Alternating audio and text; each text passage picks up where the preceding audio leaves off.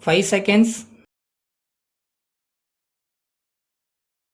Start. Mr. Speaker Sir, I would like to say a few words on the Governor's address. In the first place, as regards the handloom industry, it is one of the most important problems facing us. As long as this problem is not solved satisfactorily, it will affect the economy of our state.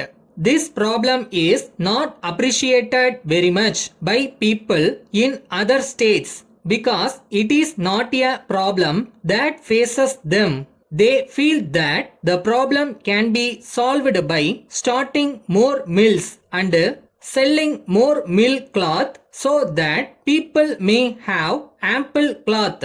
But the difficulty is this. In our country, where thousands of people are engaged in a cottage industry, it is very difficult to throw people out of employment so that the machinery of production may become more efficient or so that we may be on a par with other countries. In any country, we have no right to throw men out of employment unless we are in a position to provide them with some other employment.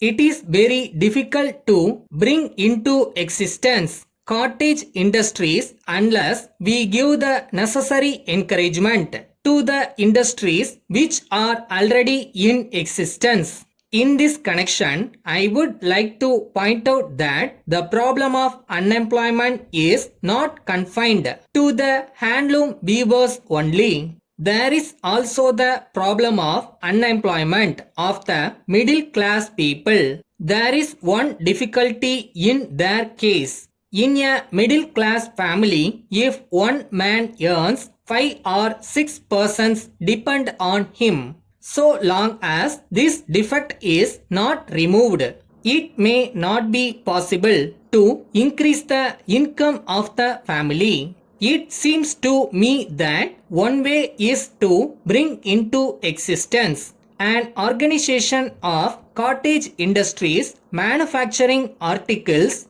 out of local raw material. Women at home can make articles out of local raw material. For this purpose, there should be an organization to supply the raw materials and purchase the products produced.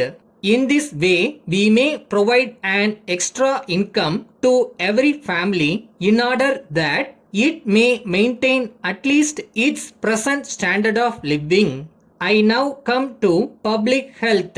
We regret very much that we cannot spend more money on public health just as we spend on education. Public health also requires a large amount of expenditure. I am aware that the government are doing their best to build hospitals, but they are costly. It seems to me that the only solution to the problem for the present is to encourage private nursing homes and enable doctors to go to every village until the hospitals of the government come into being. If that is done, the country will not suffer. From that point of view, any effort on the part of any individual to spread medical facilities by training doctors would go a long way in solving the public health problem. In spite of all shortcomings, I must congratulate the Honorable Minister on whatever he has done. With these words, I conclude. Letter from the Comfort Electric Company Limited, Lucknow to Messrs. Rama and Company, Ahmedabad. Dear sirs, we know that you are an outstanding firm. So, we are sure that you would like to be in touch with the latest techniques. As you are one of the leading firms in washing industry, we think that our comfort washing machine must be introduced to you. We would like to inform you that this machine is really a marvel. We have produced this machine as a result of many years of experiment by our research department. You will be glad to know that the container can hold 10 suits at a time and they will be washed within 20 minutes. They are not only washed but also dried up within 10 minutes. At the same time, the quantity of water used is also very little because the electric motor is only of 2 horsepower.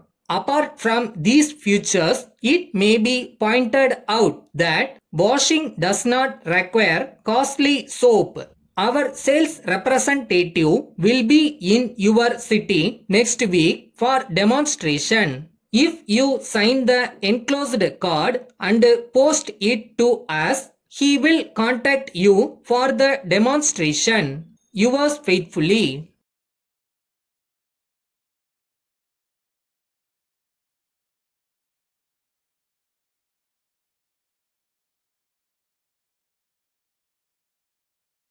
இங்கே திறமை இருக்கிறவன் தோத்ததா கூட சரித்திரம் இருக்கான். ஆனால் கஷ்டப்பட்டு உழைக்கிறவன் தோத்ததா சரித்திரமே இல்லையா? எப்படி வசதி?